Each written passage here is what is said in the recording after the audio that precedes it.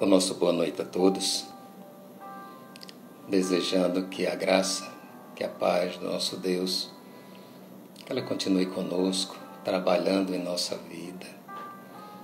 Que Deus em Cristo Jesus possa tão somente confortar os nossos corações, em especial, queridos, aquelas pessoas que perderam seus entes queridos por conta da Covid-19, né?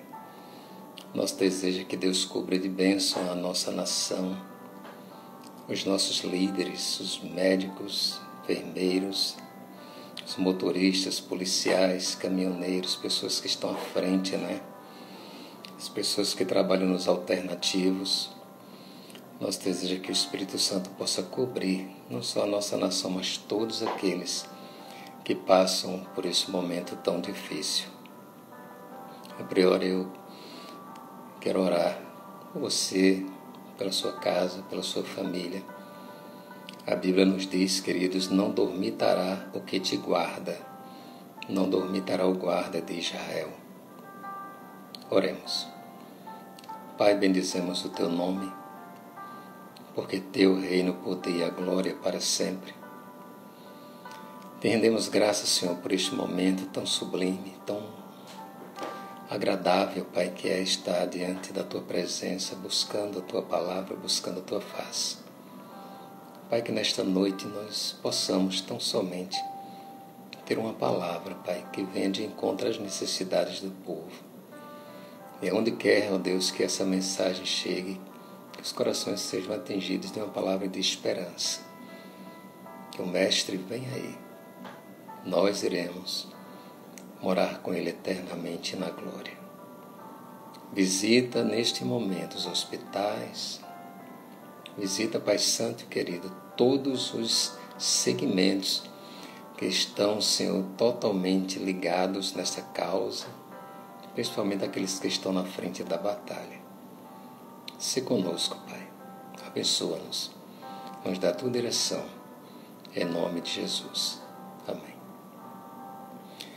Queridos, nós somos gratos a Deus por esta noite e algumas igrejas, né, já estão voltando a realizar os cultos aos domingos à noite. Outras estão realizando o culto pela manhã e nós continuamos aqui até que o Senhor nos permita, acreditando que hoje, mais uma vez, Deus tem uma palavra para você. Para você que está sem esperança, para você que está triste, para você que está um pouco cabisbaixo, para você que precisa de um renovo, tenha uma convicção: Jesus está vivo e Ele trabalha por aqueles que nele esperam. Jesus está vivo e neste momento eu creio que Ele está olhando para as tuas causas, Ele está olhando para você, Ele está vendo e contemplando as tuas necessidades e entendemos que o Senhor, Ele suprirá todas as vossas necessidades em glória. Que o Espírito Santo, neste momento, possa te dar um abraço em que as pessoas não estão podendo realizar, mas que o Espírito Santo venha e te dê aquele abraço que você está precisando. Amém? Queridos, estávamos meditando essa semana sobre os grandes acontecimentos e como as pessoas estão preparando planos, né, esperançosos que essa pandemia acabe logo, e quantos planos as pessoas têm de abraçar, de viajar, e quantas pessoas querem uma segunda chance, e como nós queremos voltar à nossa vida normal. O que nós queremos, na verdade, é uma reconciliação com a vida que nós tínhamos. E analisando o contexto da história, eu vi que, desde o princípio, nós como seres humanos, nós temos esta sede, a esperança de dias melhores. Texto de Marcos, capítulo 16, o versículo 19, a palavra do Senhor nos diz: Ora, o Senhor, depois de lhes ter falado, foi recebido no céu e assentou-se à direita de Deus. Repetindo, ora, o Senhor, depois de lhes ter falado, foi recebido no céu e assentou-se à direita de Deus. Parece um texto simples, né? Básico. Mas aí eu vou voltar um pouco na história para nós entendermos um pouco desse contexto. Queridos, quando voltamos ao texto de Gênesis, nós vamos ver que Deus cria o homem, os animais, as árvores, os frutos, Deus cria tudo.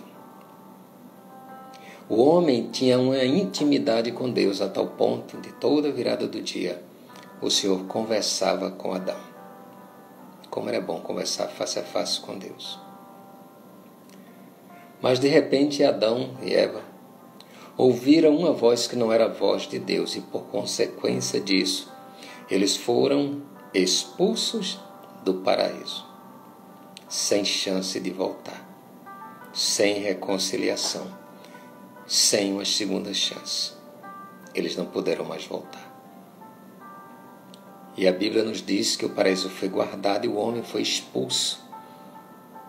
E aí no segmento da história, o que entendemos ou vemos é Deus sempre dando uma oportunidade para que o homem voltasse a se reconciliar com Ele, ou voltasse a ter comunhão com Ele. O nosso Deus sempre concedendo uma segunda chance, Deus sempre querendo se reconciliar com o homem. No transcorrer da história com a desobediência, Deus levanta a família de Noé. E Noé por muito tempo anunciando, E as pessoas estavam galhofando, zombando de um velho que estava construindo uma arca num deserto, coisa ilógica. E de repente, veio o grande dilúvio e exterminou toda aquela geração. E o contexto nos mostra que depois segue a geração de Noé, e nós chegamos até Abraão. E em Abraão a Bíblia nos diz que seriam benditas todas as famílias da terra. Em Abraão surge um povo chamado os Hebreus. E Deus olha para Abraão e encontra em Abraão um amigo, a tal ponto de dizer: sai da tua terra, da tua parentela, para uma terra em que eu te mostrarei. E surge uma nação separada por Deus, uma nação que seria espelho para toda a humanidade. E com o segmento da história veio Isaac, veio Jacó, veio José, e o povo de Deus foi para o Egito, passa lá mais ou menos 400 anos escravo, é liberto por Moisés. E a história vai nos mostrar que Moisés arranca aquele povo com mão forte. E arrancando aquele povo com mão forte, Deus cria os estatutos e as leis para que as pessoas obedecessem, para que criassem uma nova relação com Deus. E novamente o homem desobedeceu e não aceitou esse legado de esperança da parte do Senhor. Mas, irmãos, continuando a história, Deus cria e mostra a Moisés que haveria um sacrifício, e nesse sacrifício de animais, Deus iria receber como cheiro de aroma suave para o perdão dos pecados. Também não funcionou. E no segmento Deus usa os sacerdotes, os profetas, os juízes, até que do livro de Malaquias ao livro de Mateus, chamado o período interbíblico, nós tivemos 400 anos de silêncio, aonde Deus não se comunicou com o seu povo. E finalmente surge João Batista, a voz que clama no deserto, a voz que denuncia o pecado e a voz que chama o povo ao arrependimento e ao batismo do arrependimento. O interessante é que nesse contexto surge o Filho de Deus, aquele que iria ser a nossa segunda chance, aquele que iria nos interligar com Deus. E Jesus vem, realiza o seu ministério com sinais, prodígios e maravilhas. E as pessoas receberam de bom grado, até que essas mesmas pessoas o levaram à crucificação. Aonde os religiosos o levaram à crucificação. E num propósito de Deus, para salvar toda a humanidade. Como diz lá em João 3,16. Porque Deus amou o mundo de uma tal maneira que deu o seu Filho unigênito, para que todo aquele que nele crê não pereça, mas tenha vida eterna. E nesse propósito de Deus, Jesus vem, ressuscita mortos, dá vista a cegos, cura leprosos, traz uma nova aliança com o povo, uma aliança da graça, uma aliança onde a lei já não tinha mais a sua funcionalidade, uma aliança salvífica na pessoa de Jesus.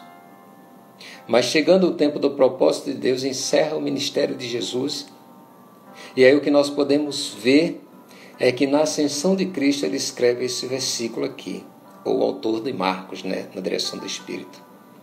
O Senhor, depois de lhes ter falado, foi recebido no céu e assentou-se à direita de Deus.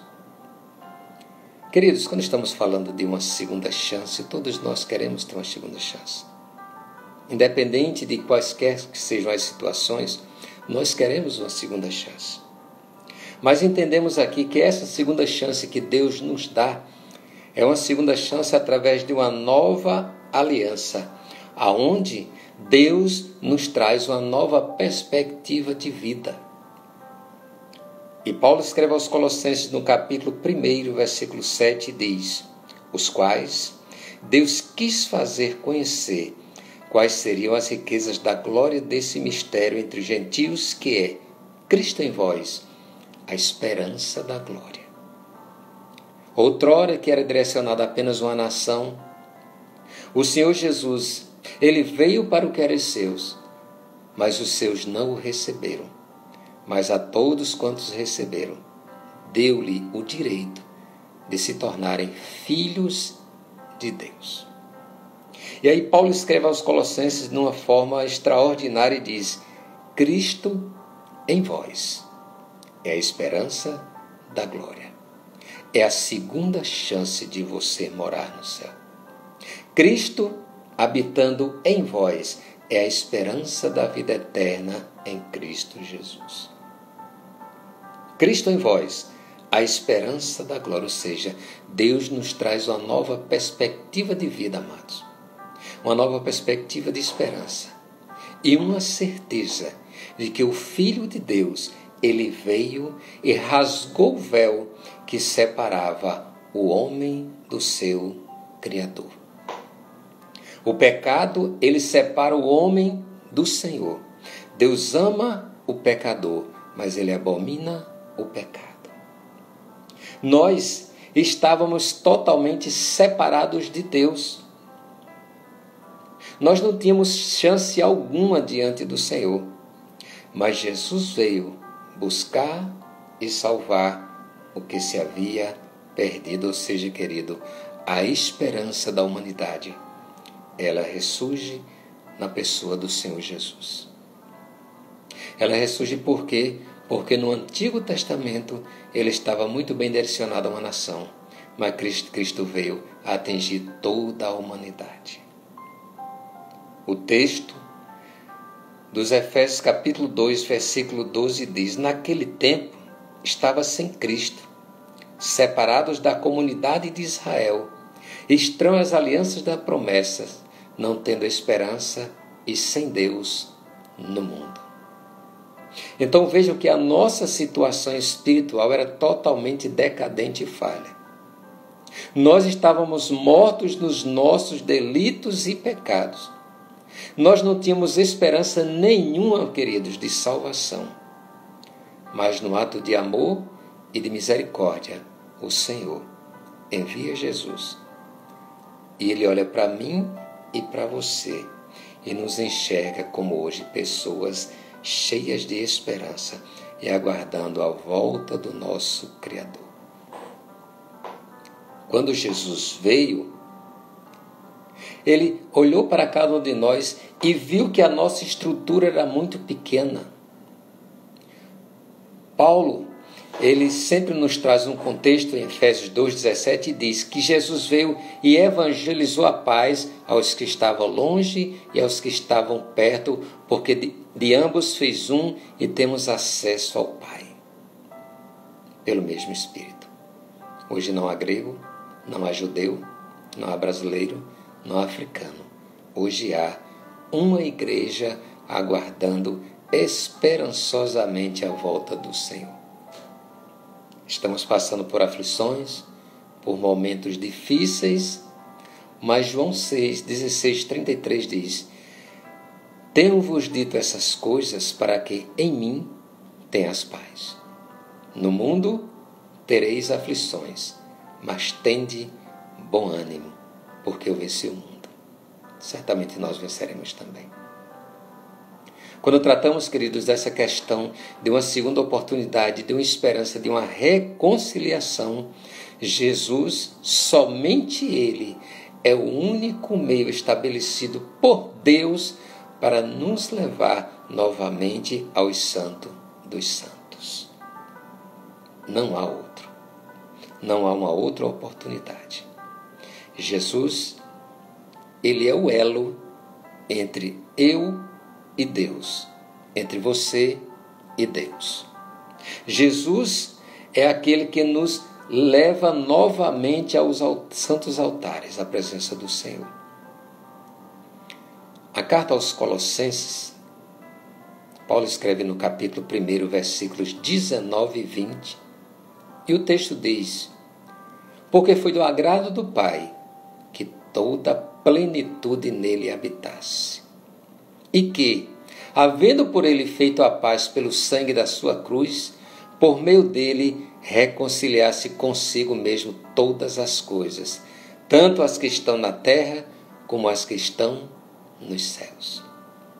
Cristo em vós é a esperança da glória. Ele é o elo, irmãos, que veio nos unir novamente a Deus. Jesus, ele veio e tomou sobre si as nossas enfermidades, para que pelas suas pisaduras nós fôssemos sarados e ele fosse o elo entre Deus e os homens. Quando Deus olha para mim e para você, ele já não enxerga um homem do pecado, mas ele enxerga o sangue do seu Filho derramado sobre a nossa vida. Bendito seja o nome do Senhor. Havia ou há uma ideia de condenação. E quando nós tratamos dessa questão de inferno, quando nós tratamos dessa questão de fim dos tempos, e quando nós tratamos principalmente do livro de Apocalipse, a ideia centralizada é que Apocalipse é um livro de terror, um livro de fim, um livro em que vi muitas pragas, muitas coisas, mas não, queridos, o livro do Apocalipse é tão somente o relato da noiva e do seu noivo. O livro de Apocalipse, ele traz claramente a ideia do reencontro do noivo com a sua noiva. Ou seja, quando Jesus veio ao mundo, ele veio com um propósito. Paulo escreve aos Romanos no capítulo 5, versículos do 8 ao 10 e diz: mas Deus, ele prova o seu amor para conosco, em que Cristo morreu por nós, sendo nós ainda pecadores. Logo, muito mais agora, tendo sido justificados pelo seu sangue, seremos por ele salvos da sua ira. Porque se nós, sendo inimigos, fomos reconciliados com Deus pela morte do seu Filho, muito mais tendo sido já reconciliados, seremos salvos pela sua vinda. Olha que palavra de esperança. Olha que certeza e que convicção esse texto nos traz. Nós estávamos mortos, como diz Efésios, mas o texto aqui nos diz ainda que Deus prova o seu amor para conosco, em que Cristo morreu por nós, sendo nós ainda pecadores. Então, queridos, não é pelas boas obras, ou não são, perdão, pelas suas boas obras. A salvação nos é dada gratuitamente no amado pela graça, e Deus prova o seu amor para conosco, em que Cristo morreu por nós, sendo nós ainda pecadores. Ele olhou para mim, olhou para você e enxergou em você um homem e uma mulher que estaria hoje entregando sua vida para Ele. Ele olhou para mim e para você e enxergou um servo e uma serva do Senhor. E quando nós enxergamos isso, mas como pode um Deus descer do seu trono, descer da sua glória, deixar tudo? Mas como entender um Deus tão grande, que estava lá desde o Gênesis, criando todas as coisas, o Pai, o Filho e o Espírito Santo junto da criação, e de repente ele vem, deixa o seu trono de glória, por amor a mim e a você, meu querido. Se entendermos o que significa uma segunda chance e uma esperança, nós não podemos perder essa visão. Nossa única e maior esperança é Jesus, porque Ele foi o elo de reconciliação entre o homem e Deus. E bendito seja Deus por isso. E olha o que é que Paulo escreve aos Filipenses no capítulo 2, dos versículos dos 5 a 8. De sorte que haja em vós o mesmo sentimento que também houve em Cristo Jesus, que sendo em forma de Deus, não teve como usurpação ser igual a Deus. Antes, esvaziou-se a si mesmo, tomando forma de servo, fazendo-se semelhante aos homens, e achado em forma de homem, humilhou-se a si mesmo, sendo obediente até a morte, e morte de cruz. Como eu posso entender? Um Deus que morreu, se sacrificou, renunciou a tudo, humilhou-se a si mesmo, foi obediente aos projetos de Deus, para que um dia eu e você aceitasse a sua gratuita graça. A graça e a misericórdia do nosso Senhor. Mas finalmente, Cristo rasgou o véu. Rasgou a separação que havia entre nós. Cristo veio, realizou o seu plano, e chega o tempo da sua ascensão aos céus. Acabou a separação. Já não há mais separação. Você não precisa mais fazer sacrifício nenhum. Você não precisa fazer mais nada, a não ser aceitar a Jesus e obedecer aos seus mandamentos.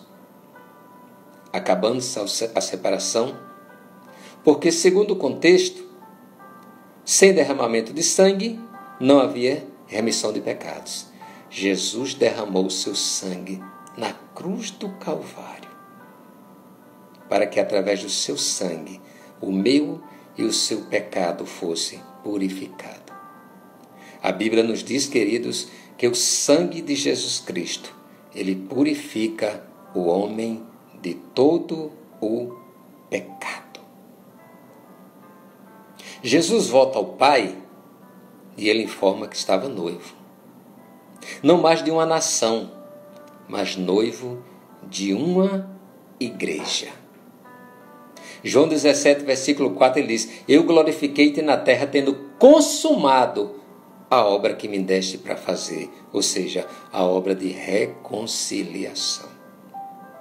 Isaías 53, o texto nos diz que o castigo que nos traz a paz estava sobre ele. O próprio Isaías, tanto no capítulo 7 como no capítulo 9, ele nos traz a ideia da vinda de um Salvador, da vinda de um reconciliador. E Isaías diz: eis que a virgem conceberá e dará à luz a um filho, e o seu nome será Maravilhoso, Conselheiro, Deus Forte, Pai da Eternidade e Príncipe da Paz. E o próprio Isaías diz: eis que um menino se nos nasceu, e um filho se nos deu, e o principado está sobre os seus ombros. Veja, irmãos, a ideia que o próprio Isaías ele está presente no nascimento e na morte de Jesus, porque Isaías, há 700 anos antes da volta de Cristo, ele entendeu que o Messias viria para remir toda a humanidade, ou pelo menos aqueles que creem. Ou seja, a reconciliação, ela foi concretizada na cruz do Calvário. Como é que está a sua esperança hoje? Como é que está a sua expectativa de vida? Você está ocioso, ansioso? Se lembre, nada pode superar. E nada pode tomar o espaço na nossa vida maior do que aquele que anseiamos ou que temos anseios pela volta do nosso Redentor e Salvador Jesus. Quando entendemos isso, entendemos que essa relação entre Deus e os homens ela foi concretizada, foi lacrada ali na cruz do Calvário, e Jesus disse: tudo está consumado. João 19:30, o texto diz: e quando Jesus tomou o vinagre, disse: está consumado. Inclinando-se a cabeça, entregou o seu espírito. Mas, queridos, todo noivo prudente, antes do seu casamento, ele tem um desejo de ter a sua casa própria, né? Mas para a noiva do Cordeiro, teria que ser algo muito especial. Paulo escreve no 1 Coríntios capítulo 2, versículo 9, que é aquilo que o olho não viu, o ouvido não ouviu, o que não subiu ao coração do homem, é o que Deus preparou para aqueles que o amam. E aqui na terra nós vemos que muitas coisas surgem e realmente são bonitas. E nós estamos vendo residências, né, que têm seus pier para a atracação das suas lanchas, pouso para os seus helicópteros ou até aeronaves, estacionamentos para mais de 20 carros, residências que nos chamam a atenção, que tiram o fôlego de tão belas que são. E quando tratamos dessas questões, quem aqui não já viu o grupo Alphaville, né?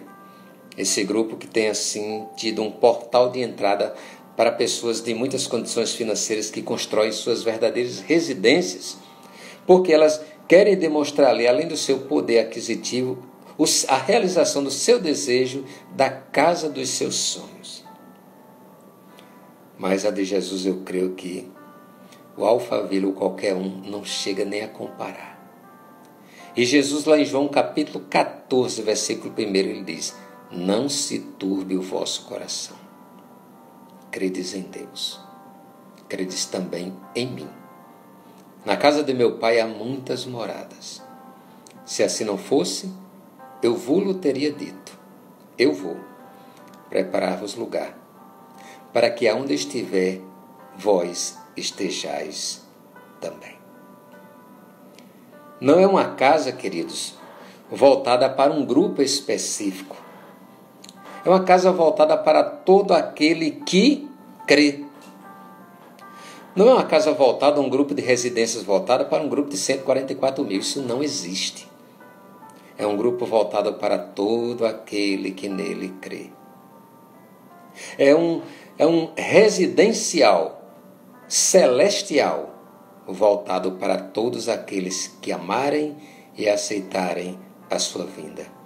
Daqueles que de bom grado seguraram com fortes mãos esta segunda chance dada por Deus na pessoa de Jesus. Jesus volta e nos prepara um lar.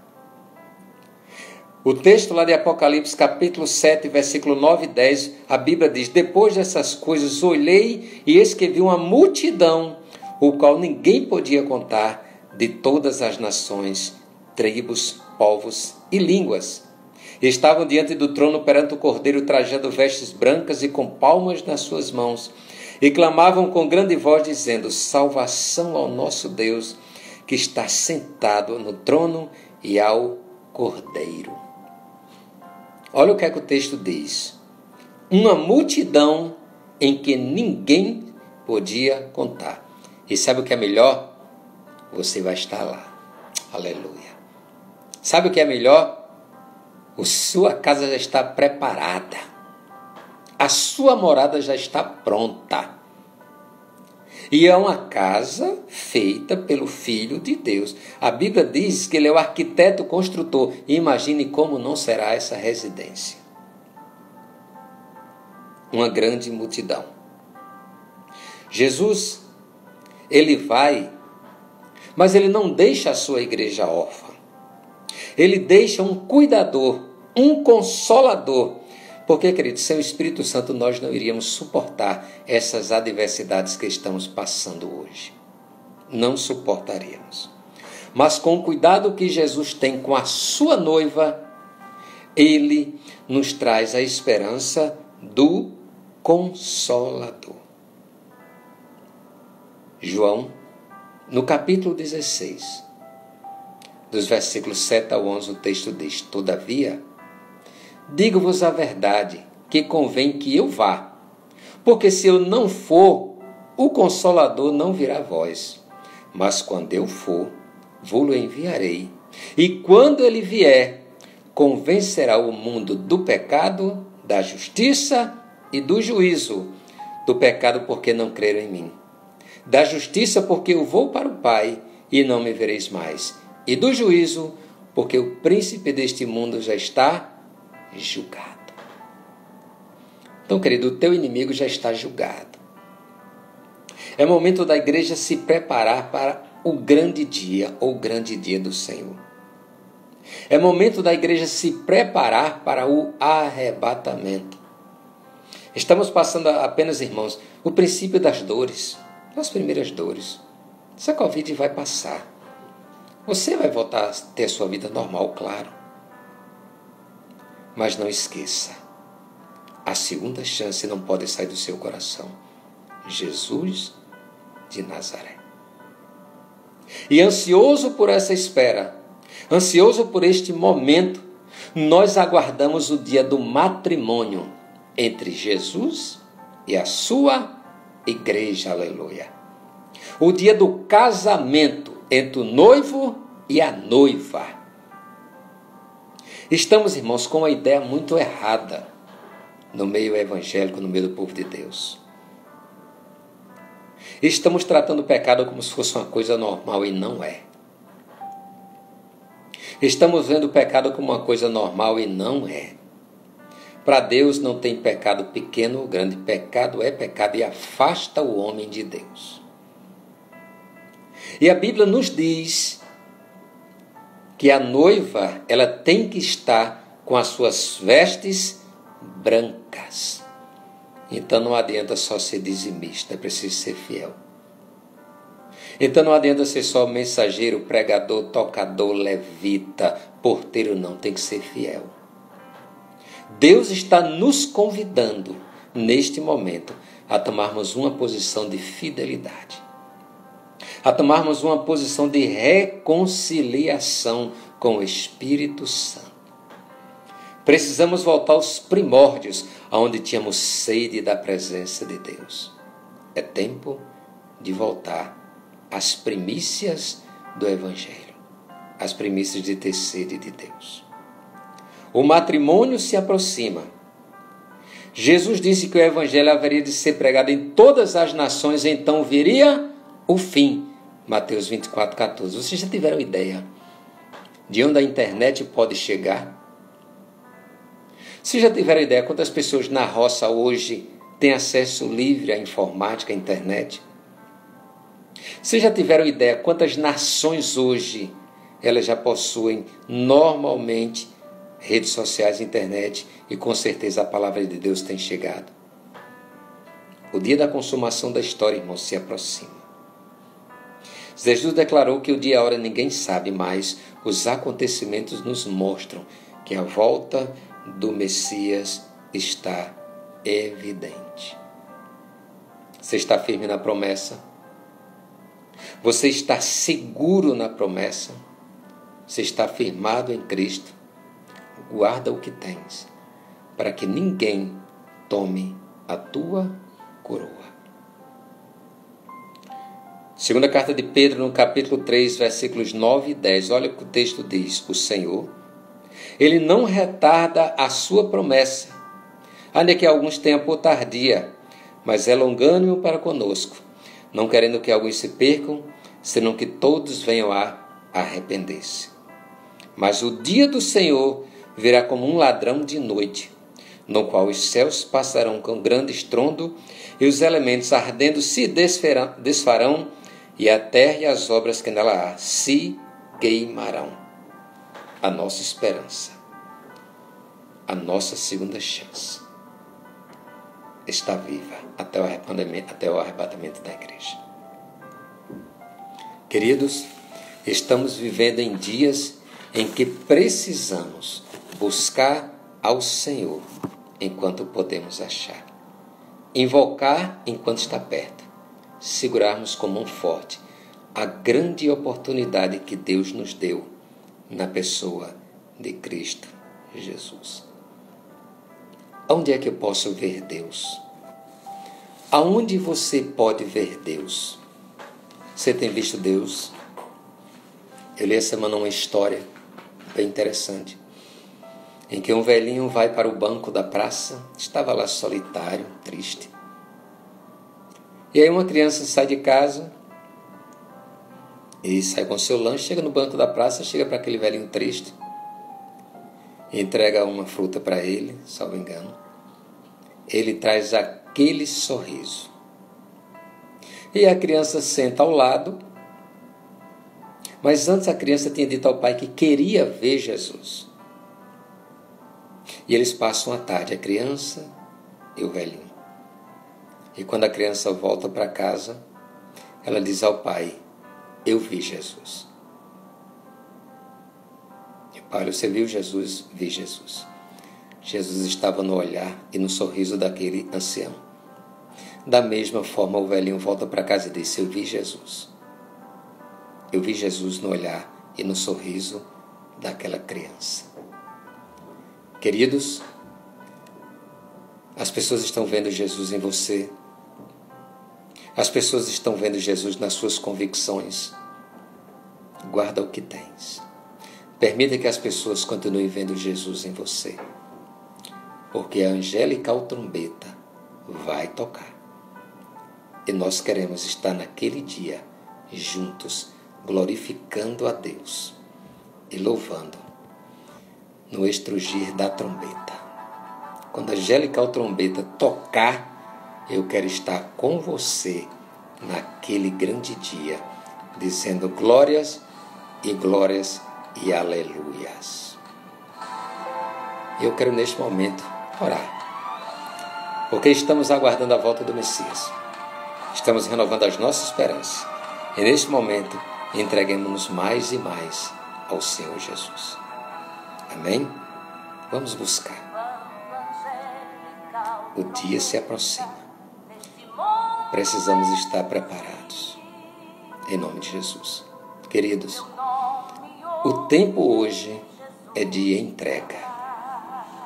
O tempo hoje é de renúncia. O tempo hoje é de buscar. É de buscar ao Senhor enquanto se pode achar. É de invocá-lo enquanto Ele está perto. É de querer Deus presente na nossa vida, nas nossas causas, nos nossos lares, no meio da nossa parentela. Naquele grande dia, nós vamos dizer: valeu a pena, Pai. Valeu a pena ter renunciado a tudo e a todos por amor ao Evangelho. E que, queridos, você se alegre, não pelas conquistas terrenas, mas alegre-se por ter o seu nome escrito no livro da vida. Vamos orar? Pai, nós te agradecemos pela grande chance, pela oportunidade que Tu nos deste em Cristo Jesus. Obrigado, Deus, pela reconciliação que nós perdemos lá no Éden, mas reconquistamos no Calvário, na pessoa de Jesus. Pai, nós queremos Te agradecer, Pai, por cada gota do sangue do Teu Filho, derramada para a remissão e purificação do nosso pecado. Nós queremos Te agradecer, ó Deus, porque como igreja amada do Senhor, estamos aguardando a tua volta. E assim como tu tens, ó Deus, nos convidado a nos aproximarmos de ti, Pai, que haja um desejo da nossa vida em te buscar, em querer a purificação, em querer a santificação. É tempo, Deus, de nos posicionarmos diante do Senhor. Pai, que aquele grande dia nunca nos tome de surpresa, mas que seja um dia de alegria, dia de festa, dia de glória, dia de graça para a tua igreja. Deus, que aonde quer que essa mensagem chegue, aqueles que ainda não te confessaram como único Senhor e Salvador da sua vida, possam refletir que somente Jesus morreu, que somente Jesus ressuscitou, que somente Ele pode interceder ao Pai, somente Ele tem livre acesso a Deus e somente Ele nos purifica dos nossos pecados. Deus, glorificamos o Teu nome pela pessoa de Jesus, pela presença do Espírito Santo e por tudo aquilo que Tu tens feito em nossa vida. Queridos, nosso desejo é que nessa semana você seja surpreendido por Deus. Nosso desejo é que nessa semana o Espírito Santo te faça uma visita especial. Nosso desejo é que nesta semana Deus te traga alegrias que você nunca teve.